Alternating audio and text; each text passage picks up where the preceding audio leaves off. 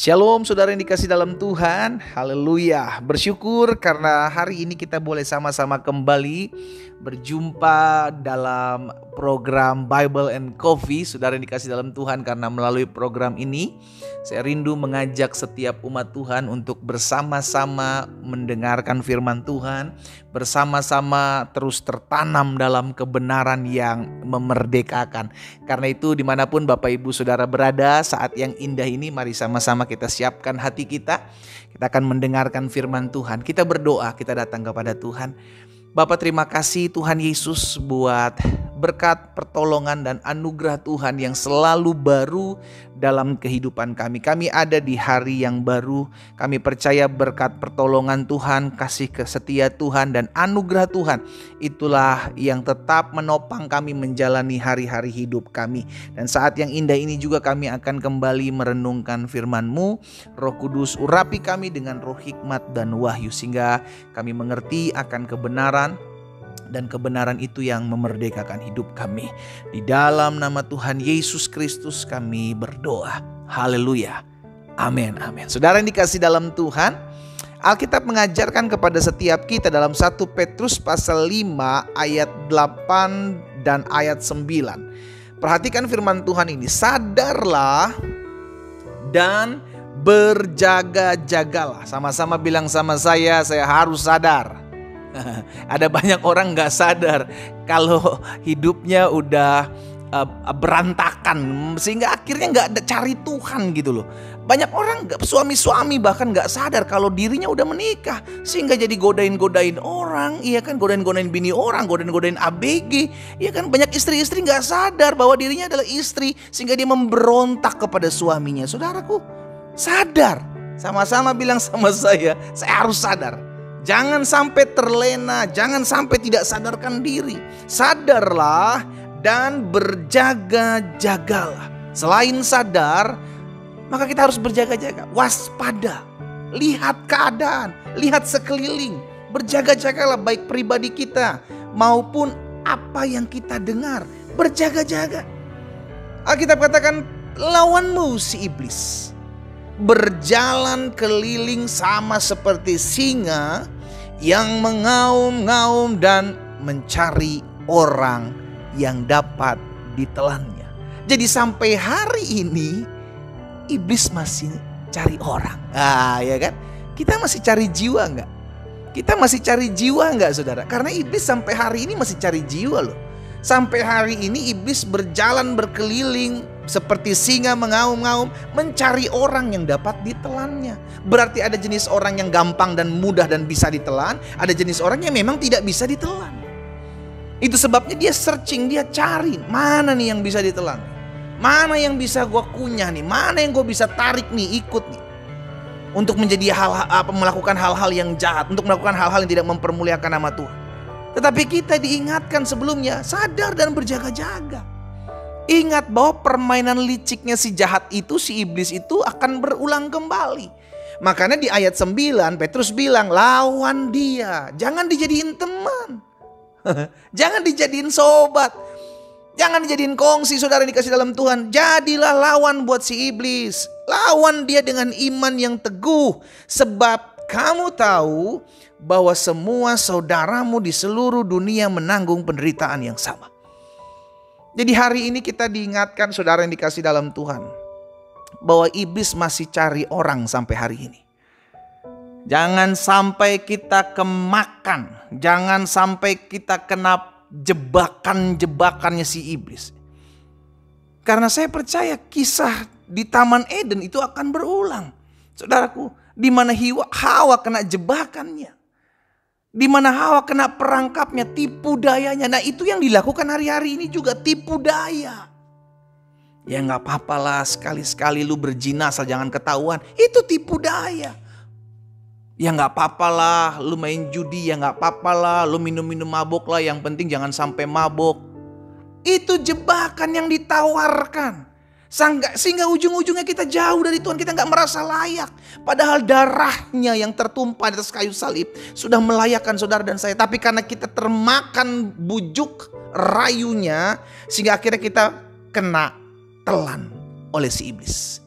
Hati-hati, sampai hari ini iblis masih cari orang.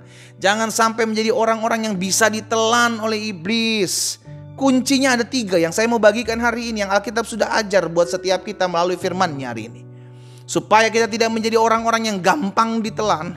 Yang pertama, sadar. Sadar. Orang kalau mabok itu gak sadar diri, sehingga dia bilang tempat tidurnya itu di got. Orang mabok tidur di got, tidur di selokan, saudaraku. Dia bilang ini sofa, ini spring bed, padahal selokan, padahal got. Karena apa? Karena gak sadar. Nah, orang-orang yang gak sadar seperti ini, saudara dikasih dalam Tuhan, tidak sadar akan apa? Tidak sadar bahwa dirinya adalah bait kudus Tuhan. Tidak sadar bahwa dia adalah hamba Tuhan yang sudah diselamatkan oleh darahnya yang tertumpah. Tidak sadar bahwa dia adalah seorang imam, seorang suami. Tidak sadar bahwa dia adalah seorang istri. Tidak sadar bahwa dia belum menikah, akhirnya dia mau berhubungan berhubungan seks sebelum nikah. Tidak sadar. Akhirnya dapat ditelan. Jadi orang-orang yang dapat ditelan, yang pertama syaratnya tidak sadar. Jadi sebaliknya, agar kita tidak dapat ditelan oleh si iblis di hari-hari akhir ini, sadarlah. Sadar bahwa engkau hamba Tuhan. Engkau sudah ditebus, engkau sudah diselamatkan. Sadar. Yang kedua, berjaga-jagalah. Karena serangan itu bisa dari semua sudut. Dia bisa pakai musuh dalam selimut, dia bisa pakai orang-orang dalam kita. Dia bisa pakai orang-orang luar, saudaraku. Kuncinya adalah jaga hati. Sama-sama taruh tangan kanan kita di dada. Sama-sama bilang sama saya harus jaga hati. Baik orang luar maupun orang dalam bisa menyakiti saudara dan saya. Baik orang dalam maupun orang luar bisa mengecewakan saudara dan saya. Baik orang dalam, orang luar bisa merugikan hidup saudara dan saya. Tetapi keputusan ada di saya. Sama-sama bilang sama saya, keputusan ada di saya. Apakah saya mau kecewa? Apakah saya mau mendendam? Apakah saya mau sakit hati? Atau saya melepaskan pengampunan dan berkata, aku mengasihimu? Itu keputusan ada di saya. Karena itu berjaga-jaga, jangan sampai kena perangkap. Karena si jahat ini, cara-caranya itu lagu lama kaset baru. Iya kan? Dia mainkan hal-hal yang lama. Kalau kita lihat kejadian-kejadian, kejatuhan manusia, itu aja yang dimainkan. Sehingga akhir kalau kita tahu, oh ini permainan jahat si iblis nih. Dia berusaha mengadu domba. Dia berusaha memecah belah. Dia berusaha ambil keuntungan dari kehidupan kita. Saya gak boleh lengah. Saya harus berjaga-jaga. Maka kita akan waspada. Sadar. Yang kedua, berjaga-jagalah. Dan yang ketiga, yang terakhir, untuk tidak dapat ditelan oleh si jahat adalah lawan. Sama-sama bilang sama saya harus lawan. Saudara, iblis tuh takut loh sama saudara dan saya. Dia takut karena apa? Karena saudara dan saya adalah ancaman buat dia. Dia takut. Dia melakukan sesuatu yang mengintimidasi kita, melemahkan kita. Bukan karena kita lemah, tetapi karena dia tahu kita adalah ancaman. Itu sebabnya dia mau hajar kita, dia mau sikat kita. Karena itu lawan. Kenapa lawan? Karena kepada saudara dan saya diberikan kuasa. Tunduklah kepada Allah, lawanlah iblis, maka dia akan lari daripadamu. Amin. Jangan justru diajak berkawan. Jangan, lawan. Sama-sama bilang sama saya kembali, lawan iblis, maka dia akan lari daripadamu. Saudara dikasih dalam Tuhan, tengking dia dalam nama Yesus. Sebab nama itu adalah nama yang berkuasa. 3 hal ini saya bagikan buat setiap kita. Hati-hati, iblis masih cari orang untuk dapat ditelannya. Sadar. Yang kedua, berjaga-jagalah. Dan yang ketiga, lawan dia dengan imanmu. Kita berdoa. Kita datang kepada Tuhan. Bapa, terima kasih buat setiap benih firman Tuhan yang memampukan kami untuk selalu berjaga-jaga, untuk selalu sadar siapa kami, status kami di hadapan Tuhan. Pada akhirnya kami diberikan kuasa untuk menghardik, untuk melawan, untuk menengking si jahat yang pergi akhir dari hidup kami.